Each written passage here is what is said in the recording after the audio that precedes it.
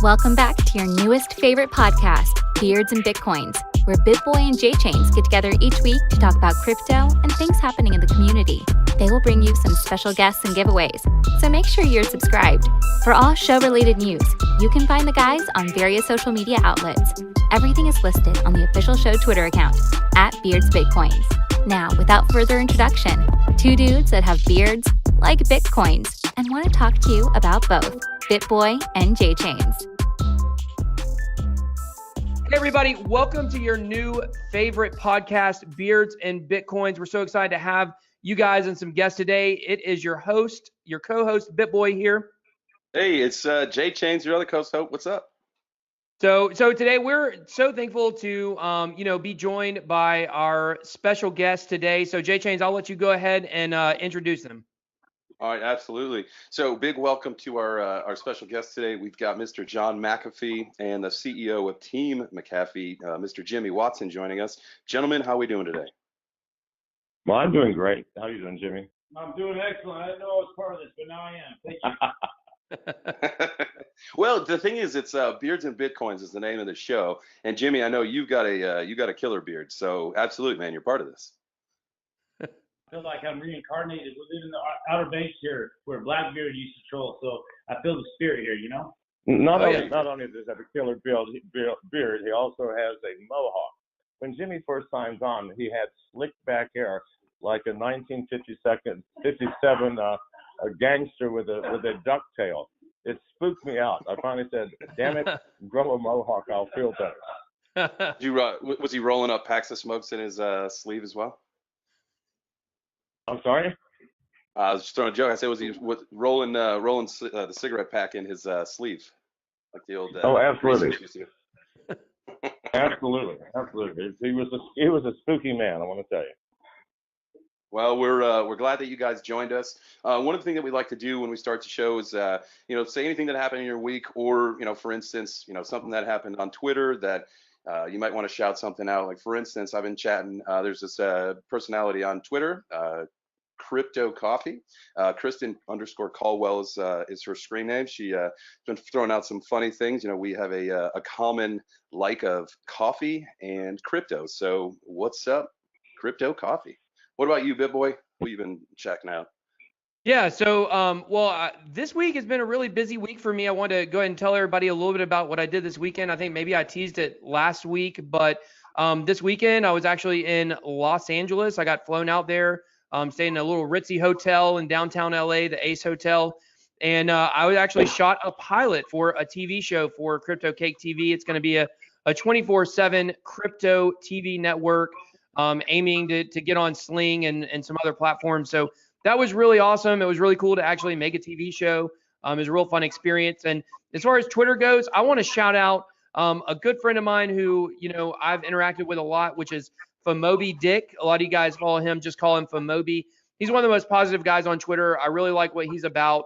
Kind of stays out of drama and is just, he's always making jokes and funny stuff and having fun with his avatar and stuff like that. So I want to give him a shout out. Nice, man. Sounds like a great week. What about Team McAfee? We know a lot of things have come out from you guys on the web and some news and stuff. What's been going on in your world this week? Well, quite a bit. First of all, I'd like to say that staying in downtown Los Angeles is a serious fucking adventure. So my hat's off to you, sir. Thank you. In terms of what's happening on Twitter, I'd like to do a shout out to Mia Tam. It's at Block and at Block and Chain. I promise you, if you go to her account, you're going to fall in love and forever. She is our Chinese representative, and she's managing my Weibo account, which is the Chinese equivalent of Twitter, only with twice as many users. So hello, Mia. Hello, Mia. Yeah, I've definitely seen her account before. So yeah, she's definitely a fun one to follow. So before we get too far into the conversation, we got a great conversation, kind of loosely planned for you guys today. I want to give a big shout out to our sponsor, Hodl Fuel. You guys can find him on Twitter at Hodl Fuel, website hodlfuel.com. It's basically crypto coffee. So it doesn't literally have crypto in it, but all the different flavors have a crypto slant to them. So as you guys know, we always give away bags on the show. So today we're actually going to be giving both John McAfee and Jimmy a free bag of Huddle Fuel. So we're going to give you guys a Satoshi blend, and also we thought it would be appropriate to give you guys the flavor Original Gangster. So real excited to give you guys that. So, well, God bless you. Thank you. Thank you, man. Appreciate Absolutely. it. You guys are going to enjoy it. It really is some of the best coffee I've ever had in my life. So I don't know. Awesome. You know what I do? You know what I do with coffee? I make it into espresso, and I make espresso martinis. I'll tell you guys one of these days how to make it. No, you got to believe me. Fucking unbelievable. Well, then you're going to have to document when you make an espresso martini out of the Huddle Fuel coffee. You're going to have to document it and then share it with us so we can see. Will do. Perfect. All right, so let's get into today. I think BitBoy, you may want to start off with one of the questions that you had, kind of leading into the early days of crypto and John. So I'll let you take it away from here. Yeah. So, I mean, I really had basically two questions that I wanted to go over with you guys about stuff that I was really interested in. Obviously, we had the altcoin, bull run. And of course, Bitcoin was included that too, back before Christmas. And I want to know, like, John, how you first got involved in crypto. When was the first time you heard about it? I'd love to kind of hear the history of that. And then kind of lead us in, like, what happened with the insanity, that occurred when you made the Verge tweet and that you were making the tweets about different projects during that time. It must have been a really crazy time for you. It was obviously a crazy time for crypto. So just kind of walk us through how all that came about.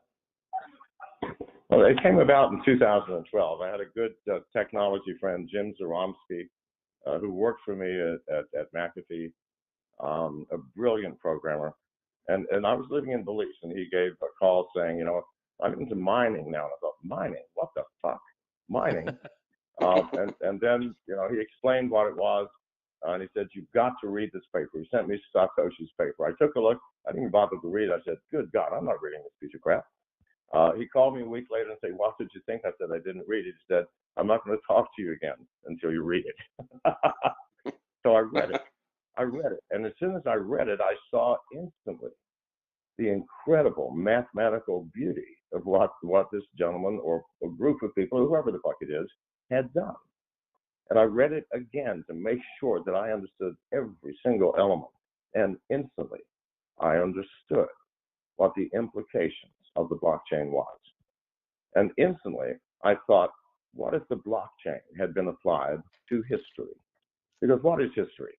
It is simply a record of the conquerors, eradicating whatever truth the vanquished had. I mean, the greatest example is the Spanish invasion of eastern Mexico and the destruction of burning of hundreds of thousands of Mayan books, leaving only 4 that are now in museums. That's an example of history. We have no clue who the Mayans were. We would have had they not burned all their fucking books. So if the blockchain had been applied to history, imagine, we would have a totally different history. We'd have the answers for everything. If the blockchain were around when Kavanaugh was allegedly molesting this woman, we would know the truth.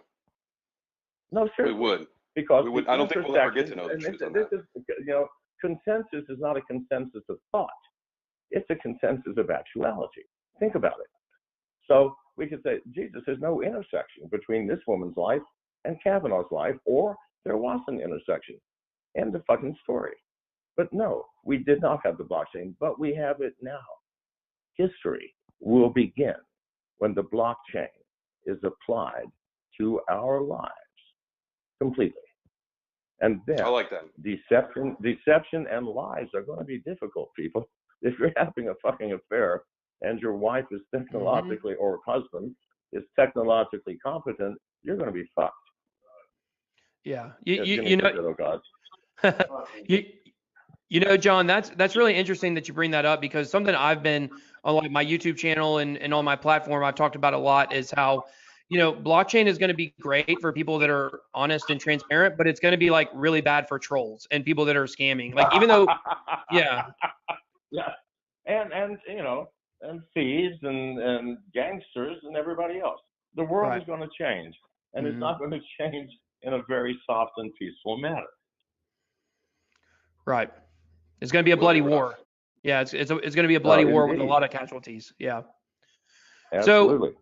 well, cool. Well, if you could kind of just follow, that's really cool. Obviously, the first time the white paper got in your hands, yeah, I think anybody would think it was a boring read. But so kind of talk to us a little bit, like I mentioned before, about how that kind of led into you getting more heavily involved in crypto in terms of social media. And I say Vert specifically, but how a lot of the projects started reaching out to you. Like, kind of talk about what that was like back in December for you. Okay, well, I didn't really get involved in crypto to the point that it overwhelmed everything else until about a year ago, because I'm a cybersecurity person, and that's been my life, that's been my love, that's been my work. There is no greater, and I'm not tooting my own fucking horn. Google sometimes cybersecurity legend. I come up in the top 100 as the only one in the top 100 on Google. Love it. So I do. You got to believe me. I do know my work love. So it took me a while. If you're focused in one area and you love that area, it's hard to move you to another. But what happened is in about 2 years ago, I became the CEO of a public company, the New York Stock Exchange company called MGT. And we got into mining. I got them into mining in a big time. We were about one of the 10 largest miners in the world. 6,000 Bitmain S9s. That's a lot of computing power. That's a lot of gear. Our electric bill was millions of dollars per month. And in that process, I realized that the most insecure part of the digital world was cryptocurrency and the blockchain. While the blockchain itself is reasonably secure, the applications built upon it were built by people largely ignorant of cybersecurity issues. And that's why we had things like hundreds of millions of dollars of easy theft. When I say easy, I mean, it did not take a top class hacker. I mean, some mediocre hacker could go and steal millions of dollars instantly. So then that was the segue. I realized, you know what? Cybersecurity is my specialty. And what branch of the digital world needs me more than any other? Well, hell yes, the blockchain and the applications built upon it. So that was the shift. So starting about a year ago, I abandoned just plain old cybersecurity, and I became the cybersecurity specialist for blockchain applications. And from there, it moved into where we are now. God knows where we are now. It's all confusing, isn't it, people? It's the Wild West. Pardon? Well, it's funny you say the Wild West because I've actually started to kind of reverse my thinking on, that's the common phrase we hear all the time, right? Like it's the Wild West of crypto right now. And, I think some of that may be based on, if you go back to the Wild West, when the actual Wild West was a thing, like counterfeit money was like absolutely rampant everywhere because all the banks had their own, printed currency and stuff like that. And so, right. But I've actually started to think that we're really still in the wild, wild west of the internet. Like the future of where the internet is going to go because of blockchain technology and the transparency over the next 20 to 30 years is going to be outrageous. And I think, like I was talking earlier with the trolls, like 30 years from now, we're going to look back on people creating social media accounts for the purpose of like trolling, even young girls on like the Musical.ly app is like, that's a thing that would never happen anymore. So, definitely very interesting times where you've come from and where we're at right now. And I think even if you go to like the SEC and the CFTC trying to decide, what's a security and what's a commodity, like nobody even knows what cryptocurrency is at this point. Like we don't even really know how to put it in a box. So I think that really talks about the disruptive power that it has. Well, I think the internet itself, and because of the blockchain, is going to morph into a distributed internet, one which cannot be controlled by anyone, and that's going to be great. Let me tell you my philosophy. You mentioned the SEC and so on.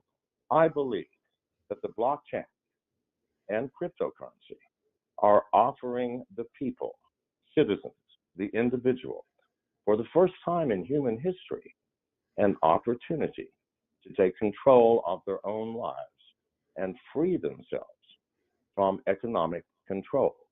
Now, what is economic control?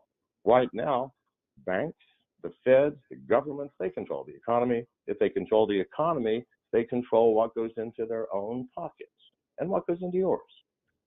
If you have total economic freedom, that leads inevitably to personal freedom. If you have personal freedom, you can have no regulations. It will be a world in which no one will protect you other than yourself. Mhm. I am fighting tooth and nail to keep the blockchain and cryptocurrency unregulated. When we have fully distributed exchanges, it's not going to matter. The government cannot regulate it. What law can you make that is going to in any way impact what crypto enthusiasts do? Nothing. You can't shut Nothing. down a distributed exchange. You don't know where it is because it's everywhere. No one's controlling it, so you can't issue a subpoena. Nothing will stop this. If, however, we start now accepting regulations, we're fucked. This is why we have created the McAfee Alliance and why we are trying to show the world we can control ourselves, not through regulation, but through information. If you have information that there is an exchange that's stealing from everybody, and everybody knows that, do we need a regulation? No, we just need common sense and information. If we provide that, we don't need to regulate anything. If there's someone stealing money and everybody knows it, they lose all of their customers and they disappear. How simple is that? Regulations protect the least common denominator. What is the least common denominator? The fools that are incapable of protecting themselves. So if we protect them from one thing, they will foolishly get lost in something else. You cannot protect a person from themselves. It can't be done. And if we are free in terms of choice for what we use, and there, we may have thousands of choices, then it can't be regulated anyway. Because look at, okay, the prohibition in the 1930s saying you may not drink alcohol. Well, fuck me, we consume more alcohol during that period than in any history, any point in American history. In America now, the majority of states and the federal government say that you may not smoke weed. I know people who smoke weed. I know that you know people who smoke weed. Probably one or two of you listening to me smoke weed. Please God, let's get real. You cannot regulate personal choice in an issue that involves no more than you, perhaps, and someone else who willingly joins you. And what does cryptocurrency do? It says that the only people involved in this transaction are me and the person who's willingly joining me. I'm selling you something, you're giving me something. It is a transaction between two consenting people. Therefore, it cannot be regulated if we can structure it so that governments cannot physically do it. Please see this, people. This is the most important thing happening here and now. Please, God, do not succumb to the impulse to accept regulation, because then we're fucked. In a year, it will not matter. Let them regulate what they want. It will not matter. No, that John, that makes a ton of sense. And one thing that you touched on is something that I wanted to ask you about. And it's all over Twitter, it's all over the internet right now. Is the Alliance, what you guys are doing with the McAfee Alliance, and you're signing up projects. You've got some exchanges that are hopping on board. What does the regular person, say me or BitBoy, we want to join the Alliance? How does a regular person just join up with you guys? Do you sign a petition? Just live your word? What's the next steps for someone like me that wants to join with you guys and just be on board? Well, Jimmy wants to make it some sort of sexual service, but I'm saying no. Well, no. First of all, the McAfee Alliance is restricted right now to corporations, companies, foundations for coins and things of that nature. The Alliance is designed to provide information to you, the individual. Our goal is to find the scummy part of the crypto world and shine a light on it. And likewise, to look at those shining gems that people are overlooking and shine a light on that and let you people make a choice. I'm not going to tell you what to do. I will tell you what we see to the best of our vision, and then you can do anything you damn well please. But the alliance is for companies that actually are the controlling agencies within this for right now, that we audit every single one of them. If there are questions, we call them to the table. If they don't want to come, then actually we do 2 audits with 2 different companies. If they don't want to come to the table, well, we don't let them in, and we start looking at them more closely. And the most, I tell you what, the worst offenders are the exchanges, because why? The temptation is there. Do you know where most of these exchanges are? Where is HitBTC? Nobody fucking knows. Nobody knows who works there. No one knows who owns it. No one knows what country it's in. And yet they're processing hundreds of millions of dollars a day. Now, if you were the head of that thing, wouldn't you, for example, if they're going to foreclose on your house, wouldn't you go, yeah, I'll just take a few $1 million and I'll pay it back? Who's going to know? Who's going to come ask you if you just steal it and don't give it back? Nobody. We don't know where you are. I'm sorry. Yes. No, I was saying, yeah, I mean, that's a good point. It's a dangerous world. And, obviously all the things that we've been talking about, with HitBTC, everyone knows that they probably are one of the worst offenders out there. I mean, I know you feel that way. To my knowledge, I hate to point fingers, but yes, they are unfucking believable. Well, I think it's important to point fingers when it's due, and you were talking about earlier how, one of the beautiful things about cryptocurrency is we're not depending on anyone else, and we're totally responsible for ourselves and our currency and our value. However, there's also a really scary side to that, which is you're responsible for your currency's security. And I know this firsthand. I was actually, I got phished. It was really stupid looking back on it, how I clicked on a link and thought I was on MetaMask and, handed over, a lot of money on accident. And it's one of those things where I just learned a very valuable lesson. The lesson that I learned is probably more valuable than actually the amount of money that I lost. And, the same thing goes with these exchanges when they are, doing things they shouldn't. It's important to point the fingers, because when we're living in a world where we're responsible for our own currency, it's important to people that we can listen to, that can point out the difference to us between BitConnect and Bitcoin, and say, hey, this is a scam. Everybody said, the BitConnect was a scam. And then the people at that point had a decision like whether or not to stay in it, invested in it, or to pull their money out. So obviously we know most people got screwed. So, as part of and our podcast is really community based. We talk about a lot of community stuff, and it's important for us as a community, a crypto community, as small as it is right now, to really help each other out, in areas like that, to help point out scams. So I appreciate you doing that. Yeah, and some of these are very difficult to spot. Others astonish me. I mean, everybody has to be familiar with the fake McAfee accounts, the fake Elon Musk accounts, all of these things. Send me a tenth of a Bitcoin, and I promise you, I'll send you a full Bitcoin. Who in their right fucking mind thinks that anybody gives money away to total strangers for but people do. Reason? But people believe it. It's so crazy. Yes.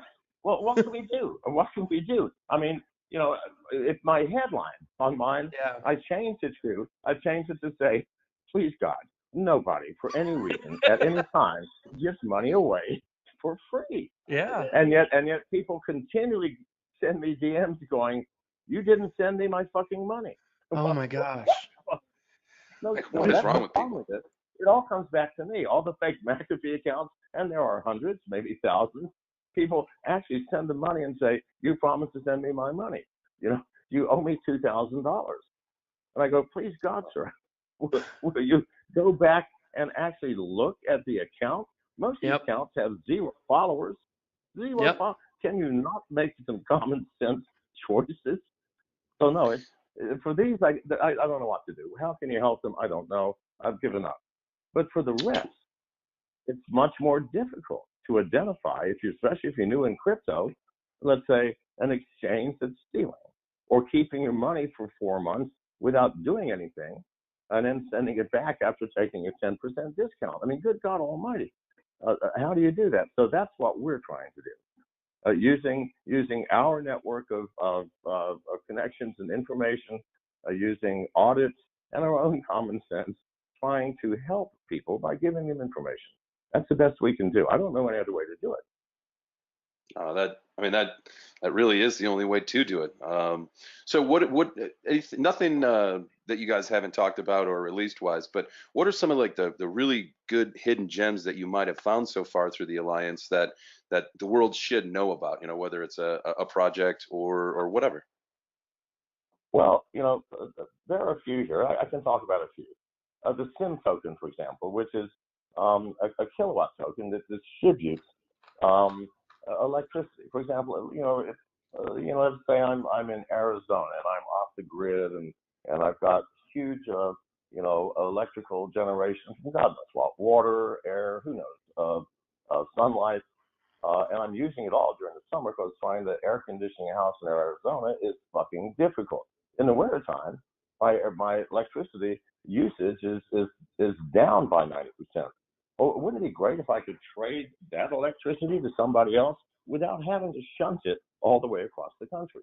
Well, hell yes. So the SIM token helps in that. So something like energy needs can't lose if, in fact, their infrastructure and applications work. Privacy coins like Apollo privacy.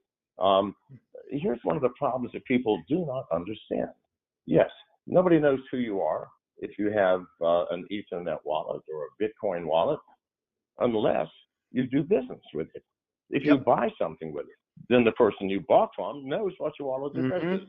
From that point, they can look in your wallet anytime they want, see what comes in, what goes out. Now, if your bank did that, would you be happy? If someone could call your bank and say, I want to know what BitBoy's balance is right now. And can you tell me what his last 10 transactions were? And when was his last deposit? And what was the amount? No, you wouldn't be fucking happy. And yet, with most things, you can do that. The privacy coins, things like Apollo, things like Monero, been around forever, okay? Monero is a wonderful coin, so is Apollo. Why? Because there is simply no way that anybody will ever know what you are transacting. And Lux, by the way, is another one that just came to mind, that you're transacting other than the single transaction that you made with that person. They can't find your IP address. They can't get into your wallet. Nothing. Do you think that these will not eventually become the coins of use? I mean, I do, and maybe you disagree. Maybe people don't care if people are watching everything that you do with your money. Well, I care. So Apollo, privacy coin, Lux, absolutely, Apollo, Lux, Monero, and the healthcare field. Who are the richest companies in this world? Healthcare companies. Companies like Docademic, which allows you to push a button on an app and say, I just fell down, I may have broken my arm, and the doctor comes on, takes a look at it, and says, well, show it to me. You put the camera on it, and it goes, it looks like, I don't see anything broken there, but maybe you want to get an x-ray. But more, they have a new app called Cool Emotions. Let's say you come home one day, your wife is gone, so is your dog. You call your bank, the money's gone, your truck is gone, and you find out you ran off with your neighbor. You might feel like, I'm going to jump off of a fucking bridge, right? So you're on the bridge, and you go, what options do I have? And you remember, oh, wait, I've got that Docademic app, Cool Emotions.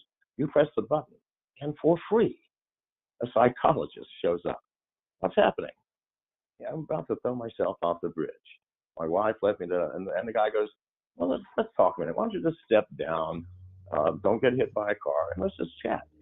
Good God, do you realize the power of this, sir? So that's Docademic. So what I do is I look mostly at application areas. What does the world need? Well, fuck me, we sure are worried about power, and we should be worried about privacy, and everybody is worried about health. So these are the things and in each of these areas, these are the solid gems. Nothing can approach Docademic in the healthcare field. Apollo is, I think, really close to the top in privacy.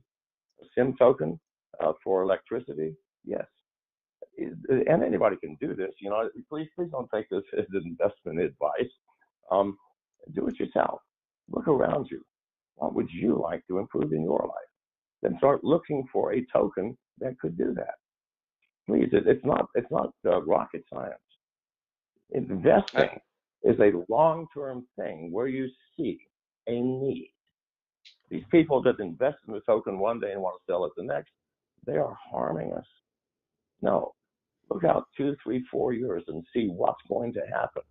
I promise you, the medical field and the blockchain are going to be winners. The privacy field and the blockchain are going to be winners. The energy field and the blockchain are going to be winners.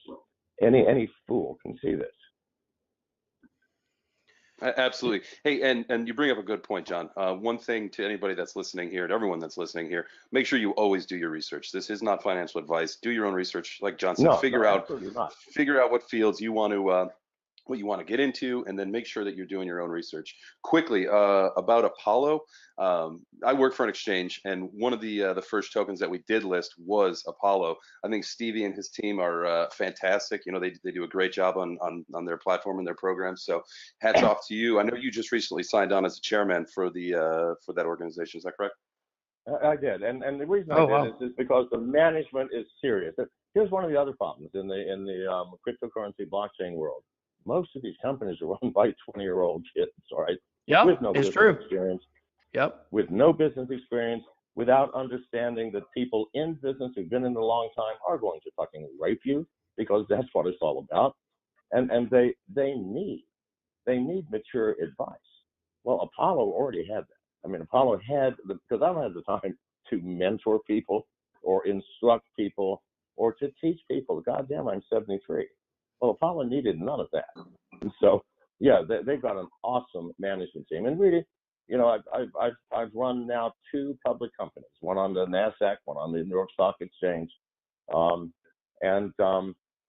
It is experience that is going to matter, always. And when people invest initially, especially venture capitalists, they don't invest in your technology, they invest in the people. They check out who are you and what can you do, because you're going to be running a company. And so checking out these people is like, fuck yes, I'll work with you guys. Yeah, that's cool.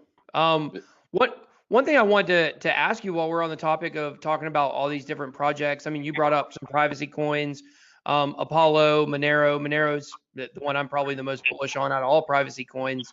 And I think privacy coins definitely have a future.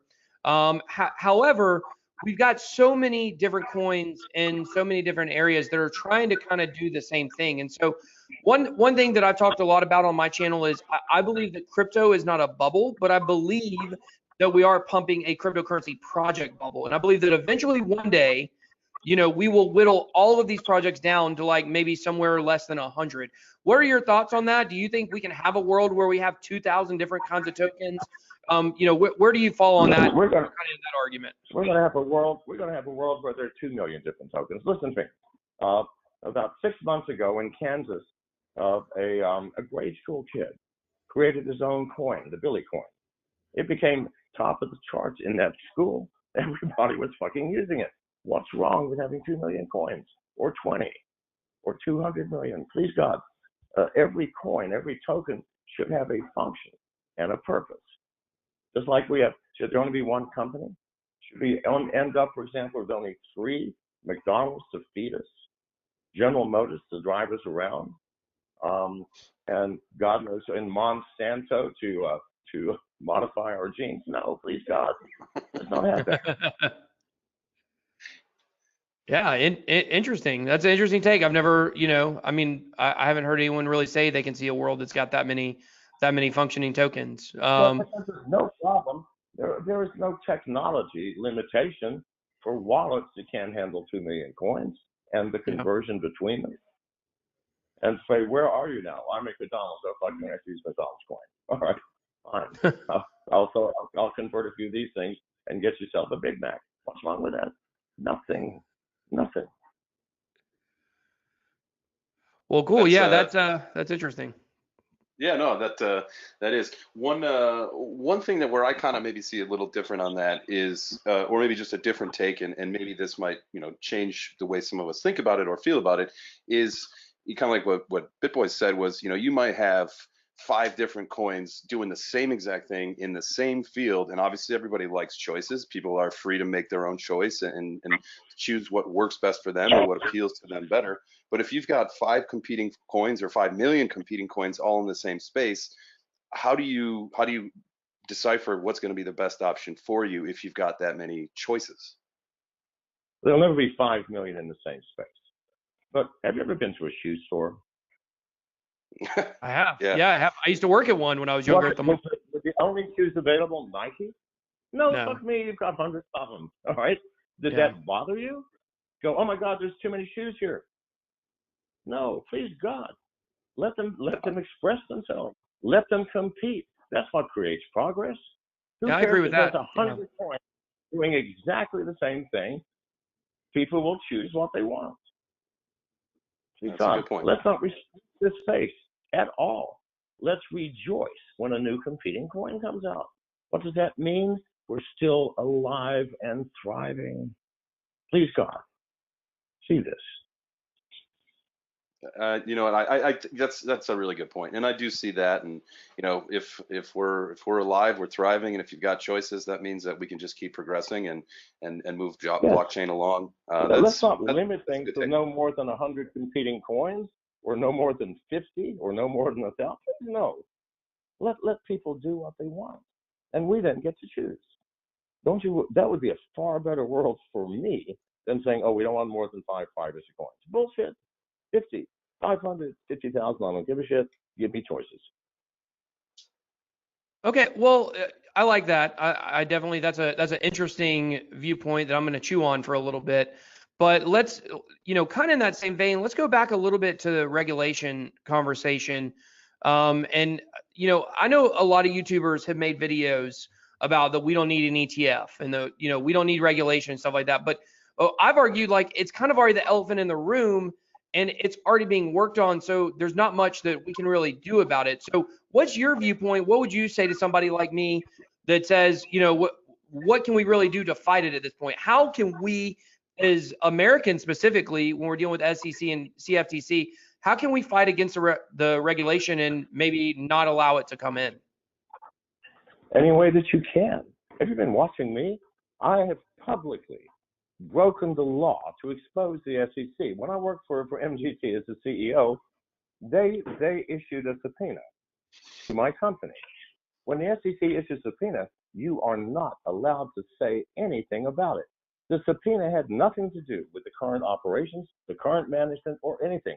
It had to do with a man who had invested 5 years earlier. That's what it was about. What had this man done? And yet, that caused us to be delisted from the New York Stock Exchange. So 2 months ago, I did a fucking video and said, I'm breaking the law. I am now divulging the contents of this subpoena. And I did, fully. And I said, the SEC, you know where I live, come and get me. Nothing happened. That's what I'm doing. I'm doing everything I can. Well, you do everything you can with the limited facilities and networks that you have. But don't just say we can't do anything. That's fucking bullshit. We're people. We have a voice. Carry a fucking placard in the street. Write a letter to your congressman. Tell your neighbors. Do something. Did the SEC ever get back to you when you challenged them to a debate? No, absolutely not. Oh, listen, the FBI challenged me to a debate 2 years ago on CNN, which I did. I ripped them a new asshole. That's when they had demanded that Apple give them a backdoor. Right. 2 days later, 2 days after that debate, they withdrew it. The poor bastard I was debating at the final end, he said, well, Mr. McAfee, maybe you and the FBI can work together. Like, fucking sure, that's ever going to happen, right? No. So, no, of course not. I have a history of ripping people assholes on national television. So, but however, I sent them a fucking notice. Number one, I've divulged. I've committed a felony. I've divulged the contents of your fucking subpoena. What are you going to do about it? Not jack shit. That's what they did about it. So please, people, use whatever you have. If you truly believe that the blockchain can change the world, not just for you, for your children, your grandchildren, everybody's children and grandchildren. Because really, what other goal in life can there be? If you believe that, then fuck me, do something. Do something. That's definitely a good motivator to get out there and do the right thing. Speaking of life changers, and I think once before I'd heard you talk about nootropics, right? Brain enhancers. About what, sir? It's nootropics, the like brain enhancing. Yeah. All right. Talk to me about this. Obviously everyone, I'm sure, or most people have seen the Limitless movie. I know that there's a show about it with Bradley Cooper, all that. But what's your take on those? Have you ever taken them? Do they work? And what's up with them? Now, I have taken every nootropic on the planet, including those that people cannot spell the names of or have never seen. And most of them came out of China. Now, this is a program that began under Mao Zedong and has continued to the present day of China looking for the magic bullet to increase intelligence. Not that the Chinese aren't smarter than us anyway. And on the other hand, the developing substances to make everybody else stupid. So I've taken all of both. I believe that the cathinone family is probably the greatest promise of intelligence enlargement. Now, I'm 73. I've been taking cathinones 4 years. They have massive side effects. Okay. Now, but if you're a heavy drug user, you probably won't even notice the side effects. And if you have a solid liver, and a good filter system, I'm not suggesting anybody try this, by the way, under any fucking circumstances. I'm just telling you what my experiences are. Then Jesus, it's indescribable. Now, what happens is these nootropics are also grabbed up by recreational drug users. And then the FDA eventually goes around and they make them illegal. Thank God the researchers are staying years ahead. As soon as they've made it illegal, I dropped to another derivative of the same drug, which is legal. And I've been staying ahead of legality by staying legal with everything that I take. And never have I taken an illegal substance at the time that I took it. Now later it became illegal. Probably the most powerful is unfortunately the one that has the greatest side effects, and that's methylene dioxypyrovalerone. It's generally called MDPV. If you remember a few years ago, the gentleman in Florida that ate somebody's face off. Yep. Zombie guy. He was on. He was on MDPV. Now, I have taken experimental drugs my entire life. I've never seen anything like this. Now, and here's the problem with MDPV. It is so dosage dependent. 5 milligrams a day. You're going to have some strange side effects, which are the ones you get used to. 7 milligrams, and you're going to eat somebody's face off. So it's a very dangerous. It's a very, very dangerous drug from a dosage standpoint. Now, that obviously was made illegal about 5 years ago by the Food and Drug Administration. However, if anybody out there thinks that you have taken the ultimate drug, fuck you, you have not. If you're in a country, and there are still countries where a few, South American countries, by the way, where this drug is still legal, take a trip down there, buy some. Make sure you have a $2,000 scale with you to make sure you're not taking more than 5 milligrams, and just see what fucking happens. You will not believe it. So anyway, yes, I know a lot about nootropics. Do you have any questions? I think you answered what I was looking for. So thank you. Fair enough. Sounds certainly more like they're more like recreational drugs than steroids, I guess you would say. Like there's definitely a side effect of getting high with a lot of them. Would you say that?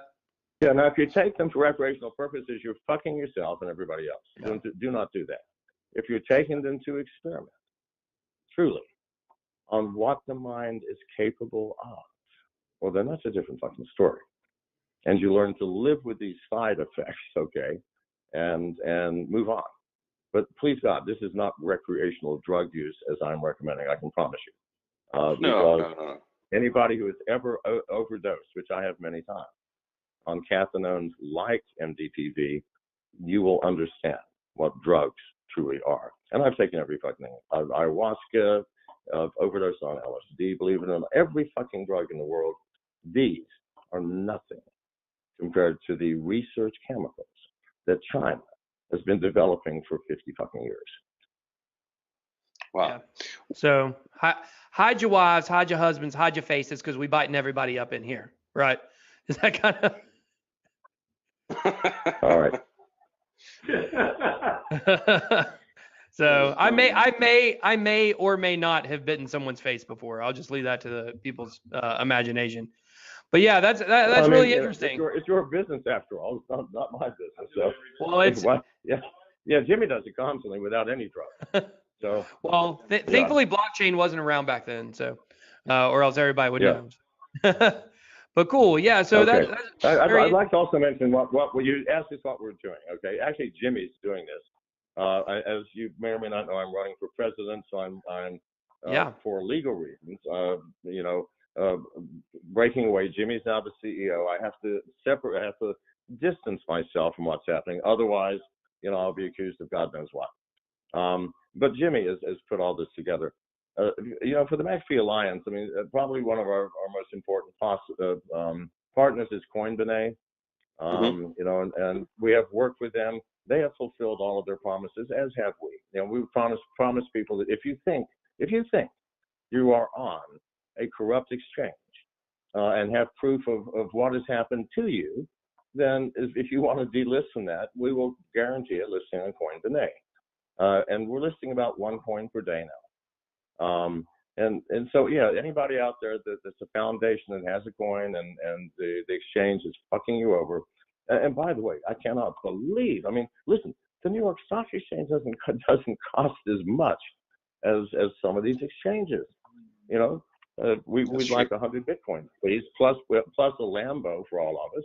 No, seriously. It's like bribery. What can we steal from you? What can we squeeze out of you to list you? Please, God, there's something wrong with that.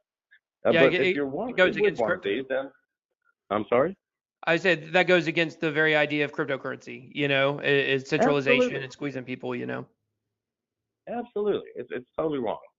So anyway, we've done what we said. We fulfill our promises, and we're trying as best we can to provide information to people, let them make their own choices. Oh, that's awesome. I'll talk with my exchange and Jimmy. I'll get back with you on that and see if they're looking to join. Now, is there anything that prohibits you from joining the alliance if you are a centralized exchange?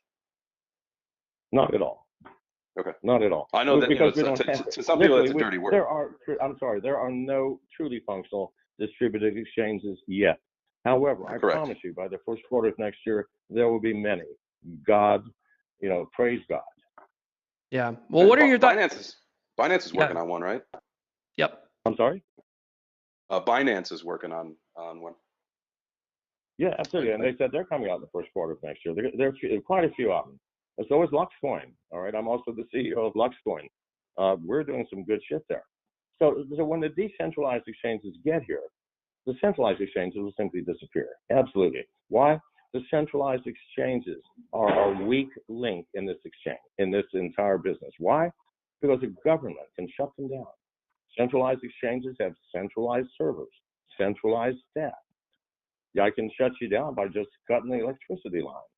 You cannot ever shut down a decentralized exchange because it does not exist in any location. It is a fluid technology that you can take out 25% of all of the servers, which are really your smartphones. There may be 10 million servers on there Doesn't matter. Nothing changes. It's still functional. So, I just can't wait till they get here, because I promise you, when they come, there'll be the biggest boom in crypto value that you could be ever heard of. I guarantee this. Yeah, I'm going to spend the next couple. I'm going to spend the next couple months loading my bags. I'm sorry? I said, if that's the case, if we're expecting all this to come early 2019, I'm going to spend the next couple months loading up some bags. Well, let me tell you, today, any smart person should be loading up their bags, Mm-hmm. and it would be hard to pick one which is not going to win. I'm telling you now. So, Yeah. and by the way, if you do contact Jimmy about this exchange, do not submit to his sexual demands. I'm just telling you right now. No butt stuff, right? Yeah, I'm afraid what would happen is Jimmy would misspell BitBoy. Oh no! Don't do it! Don't do it!